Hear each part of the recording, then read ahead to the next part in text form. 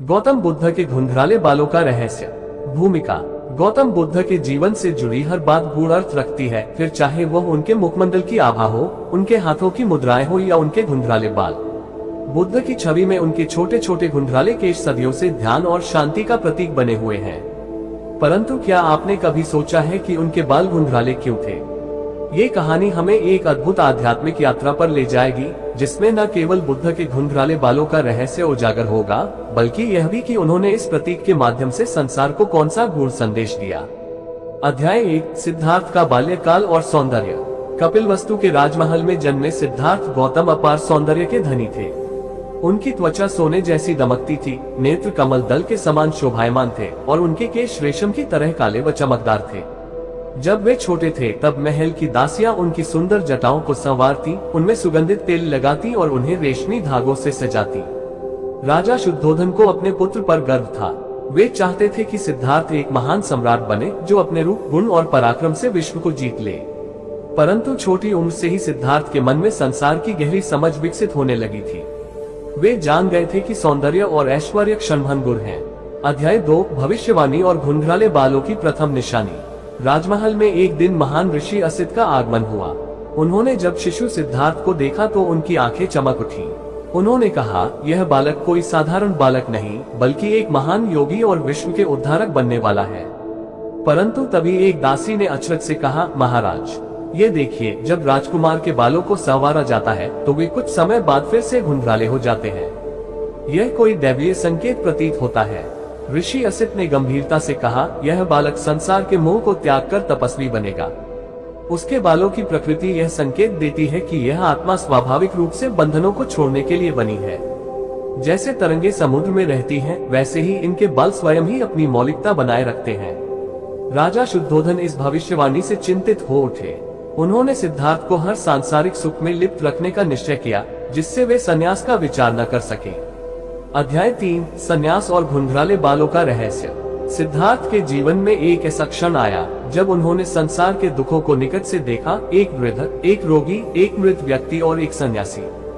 इन दृश्यों ने उनके हृदय में गहरा परिवर्तन ला दिया।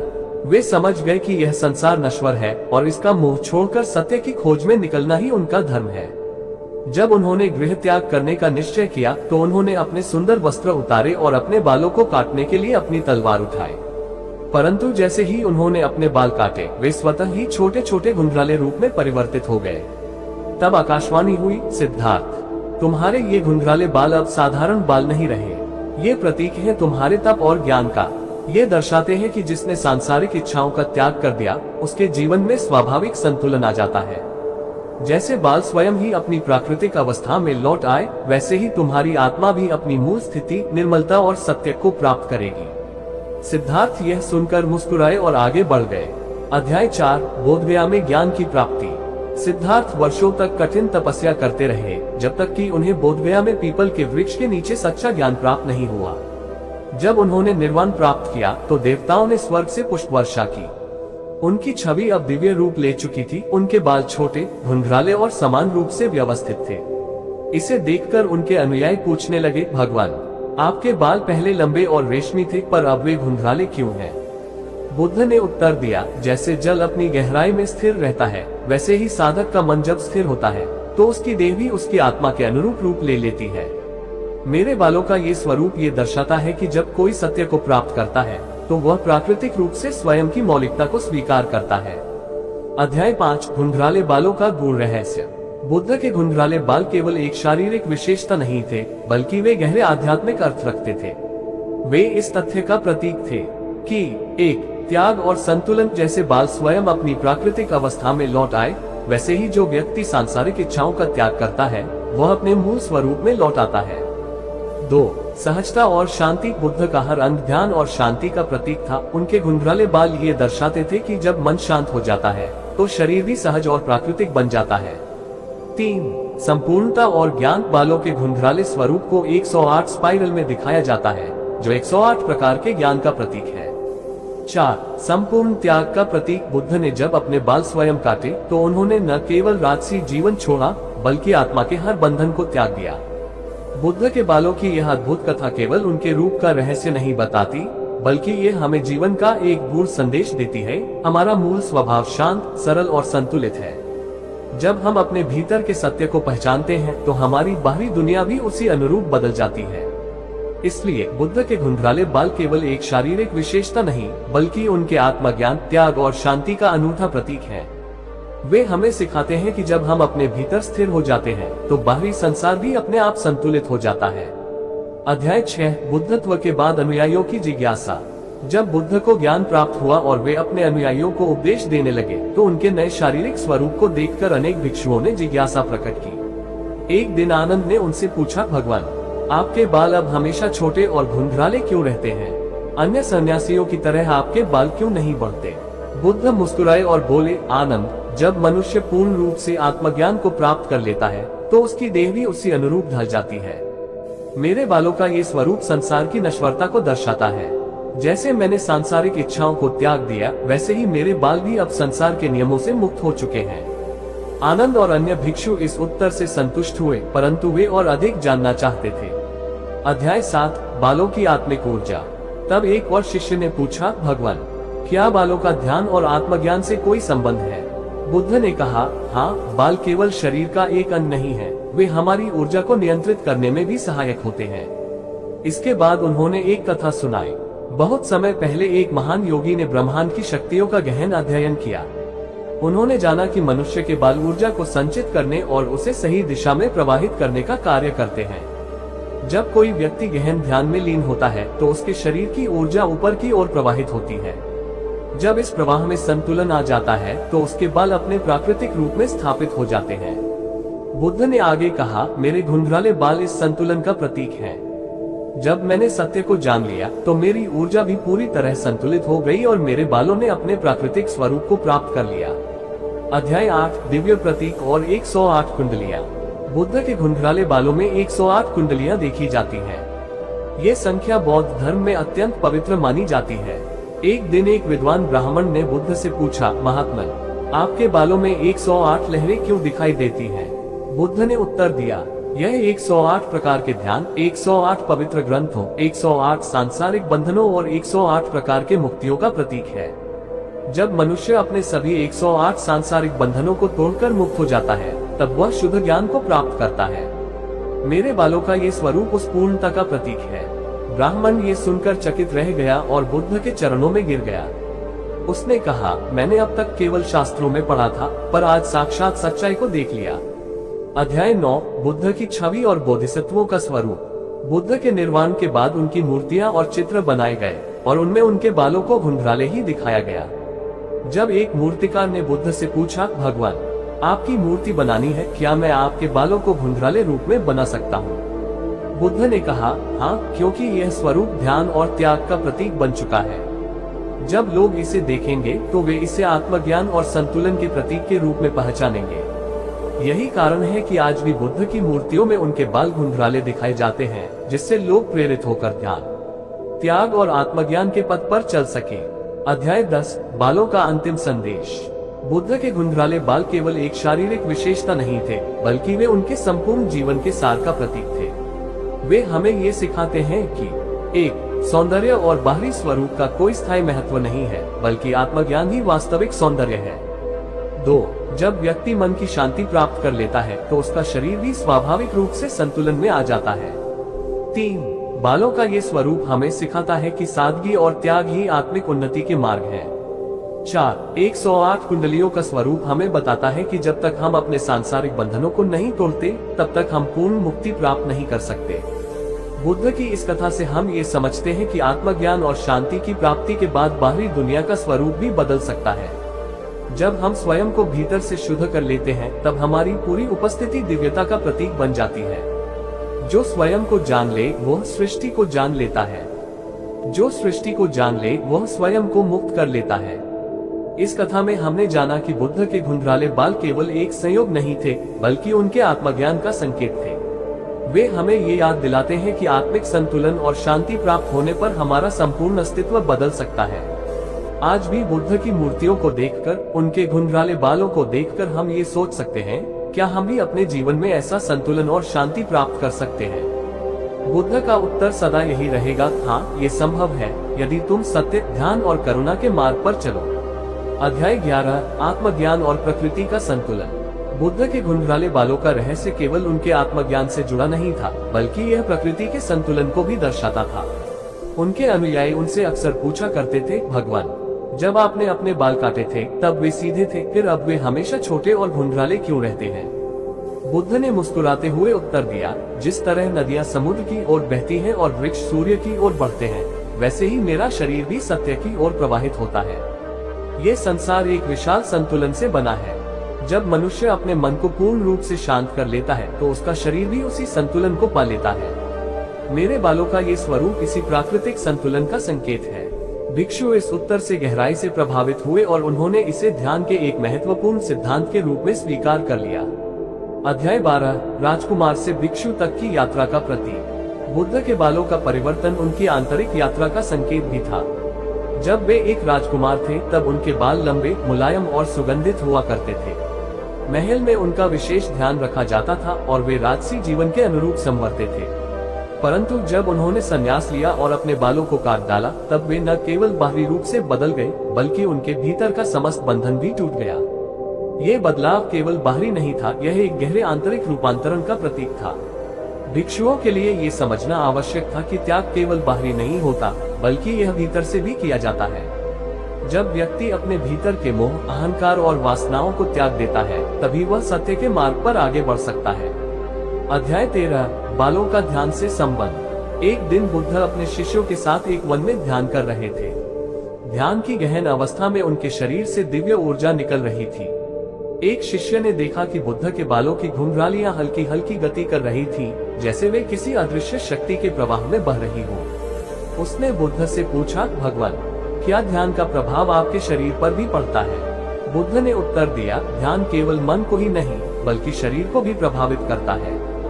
जब मन पूरी तरह शांत हो जाता है तो शरीर भी उसी ऊर्जा को धारण करने लगता है।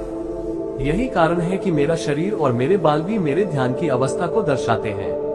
इस उत्तर से भिक्षु समझ गए कि आत्मज्ञान केवल एक मानसिक अवस्था नहीं है, बल्कि यह संपूर्ण शरीर और आत्मा को प्रभावित करता है।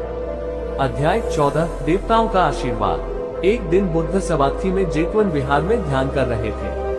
देवताओं ने उन्हें आकाश से देखा और उनके शांत दिव्य स्वरूप की प्रशंसा करने लगे। देवताओं के राजा इंद्र ने कहा, बुद्ध का ये स्वरूप दर्शाता है कि वे संसार के सभी बंधनों से मुक्त हो चुके हैं। उनके बालों का ये दिव्य स्वरूप हमें ये सिखाता है कि जब कोई व्यक्ति सत्य को जान लेता है तो उसका बाहरी और भीतरी स्वरूप दोनों परिवर्तित हो जाते हैं। तभी एक अन्य देवता ने कहा, हम बुद्ध को आशीर्वाद देना चाहते हैं ताकि उनका ये दिव्य स्वरूप युगों युगों तक बना रहे। और तभी आकाश से एक दिव्य प्रकाश उतरा, जिसने बुद्ध के घुंघराले बालों को अमरता प्रदान कर दी। ये प्रकाश इतना तेजस्वी था कि सभी भिक्षु श्रद्धा से नतमस्तक हो गए। बुद्ध ने मुस्कुराकर कहा, ये प्रकाश केवल मेरे लिए नहीं, बल्कि सभी के लिए है। जब तुम भी सत्य को जान लोगे तो ये प्रकाश तुम्हारे भीतर भी प्रकट होगा। अध्याय 15, बुद्ध की छवि का महत्व। बुद्ध के निर्वाण के बाद उनकी मूर्तियां और चित्र बनाए गए। कलाकारों और मूर्तिकारों ने ये जानना चाहा कि वे बुद्ध की छवि में उनके बालों को किस रूप में दिखाएं। तब बुद्ध के प्रमुख शिष्य महाकश्यप ने कहा, बुद्ध के घुंघराले बाल उनकी दिव्यता और आत्मज्ञान का प्रतीक है। ये दर्शाते हैं कि उन्होंने सभी सांसारिक बंधनों को त्याग दिया और शांति को प्राप्त किया। इसलिए बुद्ध की सभी मूर्तियों में उनके बालों को छोटे और घुंघराले दिखाया गया, ताकि आने वाली पीढ़ियां इसे देखकर प्रेरित हो सके। अध्याय 16, अंतिम उपदेश। बुद्ध जब अपने अंतिम दिनों में थे तब उन्होंने अपने शिष्यों को उपदेश देते हुए कहा, सत्य की खोज में बाहरी स्वरूप का महत्व नहीं होता, परंतु जब व्यक्ति आत्मज्ञान प्राप्त कर लेता है तो उसका बाहरी स्वरूप भी भीतर के प्रकाश को प्रतिबिंबित करने लगता है। तब आनंद ने कहा, भगवान, आपके घुंघराले बाल हमें ये याद दिलाते हैं कि शांति और संतुलन प्राप्त करने के बाद जीवन अपने वास्तविक रूप में आ जाता है। हम सब आपके इस स्वरूप से प्रेरणा लेंगे। बुद्ध ने मुस्कुराकर कहा, आनंद, जब तुम भी सत्य को जान लोगे तो तुम्हारा स्वरूप भी तुम्हारे भीतर की अवस्था को दर्शाने लगेगा। आत्मज्ञान के बाद सब कुछ स्वाभाविक रूप से बदल जाता है। ये सुनकर सभी भिक्षु गहरे ध्यान में चले गए और उन्हें अनुभव हुआ कि बुद्ध के शब्द मात्र उपदेश नहीं थे, बल्कि वे स्वयं सत्य के प्रतीक थे। योजक चिन्ह, योजक चिन्ह, योजक चिन्ह। उपसंहार, बुद्ध के घुंघराले बालों का अंतिम रहस्य। बुद्ध के घुंघराले बाल केवल उनकी शारीरिक विशेषता नहीं थे, बल्कि वे कई गहरे आध्यात्मिक संदेशों को धारण करते थे। 1. संतुलन और शांति। जब मन शांत होता है तो शरीर भी संतुलन में आ जाता है। 2. संपूर्णता और ज्ञान। 108 कुंडलियां ये दर्शाती हैं कि आत्मज्ञान प्राप्त करने के लिए व्यक्ति को 108 सांसारिक बंधनों को त्यागना होता है। 3. त्याग और मोक्ष। बुद्ध के बालों का ये स्वरूप त्याग और मुक्ति का प्रतीक है। 4. ध्यान की शक्ति। जब ध्यान पूर्णता को प्राप्त करता है तो शरीर भी उसके अनुरूप हो जाता है। 5. प्राकृतिक स्वरूप। बुद्ध के बाल ये सिखाते हैं कि जब हम अपने वास्तविक स्वरूप को पहचान लेते हैं तब हम किसी बाहरी दिखावे की आवश्यकता महसूस नहीं करते।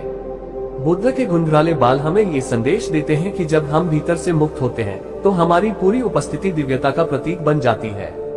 जब हम भी ध्यान, करुणा और सत्य के मार्ग पर चलते हैं तो हमारा जीवन भी बुद्ध की तरह शांत, सरल और संतुलित हो जाता है। जो स्वयं को जान ले वह संपूर्ण ब्रह्मांड को जान लेता है। अध्याय 17 बालों का रहस्य और ब्रह्मांड की गूढ़ शक्ति। बुद्ध के एक प्रमुख शिष्य महाकश्यप ने एक दिन उनसे पूछा, भगवान, क्या आपके बालों का ये रूप केवल ध्यान और आत्मज्ञान से जुड़ा है या इसके पीछे कोई और गूढ़ शक्ति भी कार्य कर रही है? बुद्ध मुस्कुराए और बोले, महाकश्यप, ये संसार केवल दृश्य और भौतिक रूप में सीमित नहीं है। हर वस्तु का एक सूक्ष्म अस्तित्व भी होता है। जब मनुष्य अपने भीतर की गहराइयों में उतरता है तो वह अपने शरीर को भी उसी अनुरूप परिवर्तित कर सकता है। उन्होंने आगे समझाया, मेरे बालों की यह अवस्था ब्रह्मांडीय ऊर्जा के प्रवाह के साथ संतुलन बनाए रखती है। जब मैं ध्यान करता हूँ तो मेरा शरीर और यह समस्त अस्तित्व एक लय में आ जाते हैं। यही कारण है कि मेरे बाल एक विशेष रूप में स्थिर हो गए हैं, क्योंकि वे अब प्रकृति की गूढ़ शक्तियों के अनुरूप हैं। महाकश्यप ये सुनकर विस्मित हो गए और उन्होंने प्रणाम कर कहा, भगवान, आपने हमें आज एक और महान सत्य से अवगत कराया है। अध्याय 18 बालों का सन्यासियों के लिए महत्व। बुद्ध के समय में कई सन्यासी अपने बाल पूरी तरह से मुंडवा लिया करते थे, क्योंकि वे इसे मोह और अहंकार के त्याग का प्रतीक मानते थे। एक दिन एक नए भिक्षु ने बुद्ध से पूछा, भगवान, हम सभी अपने बालों को पूरी तरह काट देते हैं, फिर आपके बाल इस विशेष रूप में क्यों स्थिर हो गए हैं? बुद्ध ने उत्तर दिया, प्रत्येक व्यक्ति का आध्यात्मिक मार्ग भिन्न होता है। जब मैंने अपने बालों को काटा था तब मैंने सांसारिक बंधनों को त्याग दिया था, परंतु जब आत्मज्ञान प्राप्त हुआ तब शरीर स्वयं एक नए स्वरूप में ढल गया। ये बाल न तो राजसी जीवन के हैं और न ही वे मोह से ग्रस्त हैं, ये आत्मज्ञान की स्थिरता के प्रतीक हैं। भिक्षु ने सिर झुका लिया और कहा, अब मैं समझ गया कि त्याग केवल बाहरी रूप में नहीं बल्कि भीतर से भी किया जाना चाहिए। अध्याय 19 बुद्ध के बाल और प्रकृति के 5 तत्व। बुद्ध के बाल केवल एक साधारण विशेषता नहीं थे, बल्कि वे प्रकृति के 5 तत्वों पृथ्वी, जल, अग्नि, वायु और आकाश का संतुलन भी दर्शाते थे। एक दिन एक विद्वान ब्राह्मण ने बुद्ध से पूछा, महात्मन, आपके बालों की 108 कुंडलियां क्या इन 5 तत्वों का भी प्रतीक है? बुद्ध ने उत्तर दिया, हाँ, ये 5 तत्वों की संतुलित अवस्था का प्रतीक है। जब व्यक्ति इन 5 तत्वों को संतुलित कर लेता है तो उसका शरीर और चेतना स्थिर हो जाती है। ब्राह्मण ने सिर झुका लिया और कहा, आपके बाल वास्तव में ब्रह्मांडीय संतुलन का प्रतीक है। अध्याय 20 देवदत्त की शंका और बुद्ध का उत्तर। बुद्ध के चचेरे भाई देवदत्त, जो उनके प्रतिद्वंद्वी थे, उन्हें चुनौती देना चाहते थे। एक दिन उन्होंने व्यंग्य पूर्वक कहा, गौतम, यदि तुमने मोह और अहंकार को त्याग दिया है तो फिर तुम्हारे बाल क्यों नहीं गिर गए? क्यों वे इस विशेष रूप में स्थिर हैं? बुद्ध ने शांत स्वर में उत्तर दिया, देवदत्त, आत्मज्ञान प्राप्त करने के बाद शरीर स्वयं को पुनः संगठित कर लेता है। मेरा ये स्वरूप किसी इच्छा से नहीं बल्कि सत्य के प्रकटीकरण से प्रकट हुआ है। देवदत्त इस उत्तर से संतुष्ट नहीं हुए, परंतु अन्य शिष्यों को ये समझ में आ गया कि बुद्ध का स्वरूप स्वयं ब्रह्मांड की लय के साथ संरेखित था। अध्याय 21 ध्यान की गहराइयों में प्रवेश। एक बार बुद्ध गृहविहार वन में ध्यान कर रहे थे। उनके शिष्यों ने देखा कि उनके बालों की कुंडलियां हल्की चमक रही थी। आनंद ने उनसे पूछा, भगवान, ध्यान के दौरान आपके बालों में यह आभा क्यों प्रकट हो रही है? बुद्ध ने उत्तर दिया, आनंद, जब मनुष्य गहन ध्यान में प्रवेश करता है तो उसके शरीर की ऊर्जा भी परिवर्तित होती है। ये केवल एक प्राकृतिक प्रक्रिया है। शिष्य ये सुनकर अचंभित रह गए और उन्होंने अपने ध्यान अभ्यास को और अधिक गहराई से करने का संकल्प लिया। अध्याय 22 अंतिम संदेश बुद्धत्व का प्रतीक। बुद्ध के निर्वाण के समय उनके शिष्यों ने उनसे अंतिम प्रश्न पूछा, भगवान, जब आप इस संसार से विदा लेंगे तब भी क्या आपके बालों का ये स्वरूप बना रहेगा? बुद्ध ने मुस्कुराते हुए उत्तर दिया, हाँ, क्योंकि यह स्वरूप केवल मेरे शरीर का नहीं बल्कि आत्मज्ञान का प्रतीक है। ये सदा रहेगा क्योंकि सत्य नष्ट नहीं होता। उनके ये शब्द सुनकर सभी शिष्य गहन ध्यान में चले गए और उन्हें अनुभव हुआ कि बुद्ध के बाल केवल एक शारीरिक विशेषता नहीं बल्कि आत्मज्ञान और मुक्ति का प्रतीक थे। समाप्ति। बुद्ध के धुंधलाले बालों का अंतिम रहस्य। बुद्ध के बाल हमें ये सिखाते हैं कि 1. आत्मज्ञान से शरीर भी रूपांतरित हो सकता है। 2. त्याग केवल बाहरी नहीं बल्कि आंतरिक होना चाहिए। 3. प्रकृति और ब्रह्मांडीय ऊर्जा के साथ संतुलन बनाना आवश्यक है। 4. ध्यान और आंतरिक शांति से हमारे जीवन में स्थिरता आती है। 5. बुद्ध का स्वरूप युगों युगों तक प्रेरणा देता रहेगा। जब भी हम बुद्ध की मूर्तियों को देखते हैं तो हमें ये याद रखना चाहिए कि यह केवल एक भौतिक स्वरूप नहीं है बल्कि यह आत्मज्ञान, करुणा और शांति का प्रतीक है। जो स्वयं को जान ले वह संपूर्ण ब्रह्मांड को जान लेता है। अध्याय 23 बुद्धत्व और ब्रह्मांडीय चेतना। बुद्ध के घुंघराले बालों का रहस्य केवल आत्मज्ञान तक सीमित नहीं था बल्कि यह ब्रह्मांडीय चेतना से भी जुड़ा था। एक दिन एक ज्योतिषी बुद्ध के पास आया और बोला, भगवान, आपके सिर के बालों की 108 कुंडलियां क्या किसी खगोलीय सत्य का प्रतीक है? बुद्ध ने कहा, ब्रह्मांड और आत्मा एक दूसरे से अलग नहीं है। मेरा ये स्वरूप ब्रह्मांडीय संतुलन का ही प्रतिबिंब है। जैसे ग्रह और नक्षत्र अपनी कक्षाओं में संतुलन बनाए रखते हैं, वैसे ही जब मनुष्य पूर्ण ज्ञान प्राप्त कर लेता है तो उसका शरीर भी उसी लय में आ जाता है। ज्योतिषी ने सिर झुका लिया और कहा, आपका स्वरूप वास्तव में दिव्यता का प्रतीक है। अध्याय 24 आत्मज्ञान के बाद परिवर्तन। जब बुद्ध को बोधि वृक्ष के नीचे ज्ञान प्राप्त हुआ तब उनके शरीर में कई दिव्य परिवर्तन हुए। उनके अनुयायी इस परिवर्तन से विस्मित थे। एक दिन आनंद ने पूछा, भगवान, जब आप महल में थे तब आपके बाल अलग थे, परंतु ज्ञान प्राप्ति के बाद वे स्थायी रूप से छोटे और घुंघराले क्यों हो गए? बुद्ध ने उत्तर दिया, आनंद, आत्मज्ञान केवल मन में ही नहीं बल्कि शरीर में भी परिवर्तन लाता है। जब कोई व्यक्ति सत्य को जान लेता है तो उसका शरीर भी सत्य के अनुसार ढल जाता है। ये सुनकर भिक्षुओं को ये समझ में आ गया कि आत्मज्ञान केवल मानसिक नहीं बल्कि संपूर्ण अस्तित्व का रूपांतरण करता है। अध्याय 25 बालों की दिव्यता और बुद्ध का आशीर्वाद। एक दिन एक युवा भिक्षु ने बुद्ध से पूछा, भगवान, क्या आपके बालों को छूने से कोई आध्यात्मिक शक्ति मिलती है? बुद्ध मुस्कुराए और बोले, शक्ति स्पर्श में नहीं बल्कि विश्वास में होती है। यदि तुम मेरे बालों को देखकर ध्यान, त्याग और सत्य के मार्ग पर चल सको तो यही सबसे बड़ी शक्ति है। युवा भिक्षु ने सिर झुका लिया और प्रणाम करते हुए कहा, अब मैं समझ गया कि सच्ची शक्ति बाहर नहीं बल्कि भीतर होती है।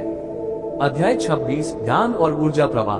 बुद्ध के ध्यान की गहराइयों में प्रवेश करने पर उनके बालों में एक विशेष प्रकार की ऊर्जा उत्पन्न होती थी। एक बार एक साधक ने ध्यान करते समय अनुभव किया कि उसके सिर के बाल अपने आप हिलने लगे। उसने बुद्ध से पूछा, भगवान, क्या ध्यान का प्रभाव हमारे शरीर पर भी पड़ता है? बुद्ध ने उत्तर दिया, जब मन शांत और संतुलित होता है तो शरीर भी उसके अनुरूप बदलने लगता है। ध्यान से शरीर की ऊर्जा प्रवाहित होती है जिससे व्यक्ति में दिव्यता प्रकट होती है। साधक ये सुनकर और अधिक ध्यान साधना करने लगा। अध्याय 27 बुद्ध के बाल और सत्व गुण। बुद्ध के घुंघराले बालों को देखने के बाद एक ऋषि ने उनसे पूछा, महात्मा, क्या आपके बाल सत्व गुण का प्रतीक है? बुद्ध ने कहा, हाँ, सत्व गुण शुद्धता, ज्ञान और शांति का प्रतीक है। जब कोई व्यक्ति इन गुणों को पूर्ण रूप से धारण कर लेता है तो उसका शरीर भी उसी अनुरूप बदल जाता है। ऋषि ने सिर झुकाया और कहा, आपके बाल वास्तव में आपकी आंतरिक शांति और सत्व गुण के प्रतीक हैं। अध्याय 28 बालों का संदेश और आने वाली पीढ़ियां। बुद्ध ने अपने शिष्यों को अंतिम उपदेश देते हुए कहा, मेरे बाल केवल एक शारीरिक विशेषता नहीं है बल्कि वे त्याग, ध्यान और आत्मज्ञान के प्रतीक हैं। यदि तुम भी सत्य के मार्ग पर चलोगे तो तुम्हारा जीवन भी दिव्यता से भर जाएगा। शिष्यों ने बुद्ध की इन शिक्षाओं को अपनाया और आने वाली पीढ़ियों को सिखाया कि आत्मज्ञान केवल विचारों में नहीं बल्कि संपूर्ण अस्तित्व में परिवर्तन लाता है। समाप्ति बुद्ध के बालों का अंतिम रहस्य। बुद्ध के बाल हमें ये सिखाते हैं कि 1. आत्मज्ञान से शरीर भी बदल सकता है। 2. सत्य और ध्यान से संपूर्ण अस्तित्व संतुलित हो जाता है। 3. प्रकृति और ब्रह्मांड से जुड़कर हम शांति प्राप्त कर सकते हैं। 4. बुद्धत्व केवल विचार नहीं बल्कि संपूर्ण परिवर्तन का नाम है। जब भी हम बुद्ध की मूर्तियों को देखते हैं तो हमें ये याद रखना चाहिए कि यह केवल एक भौतिक स्वरूप नहीं है बल्कि यह आत्मज्ञान, करुणा और शांति का प्रतीक है। जो स्वयं को जान ले वह संपूर्ण ब्रह्मांड को जान लेता है।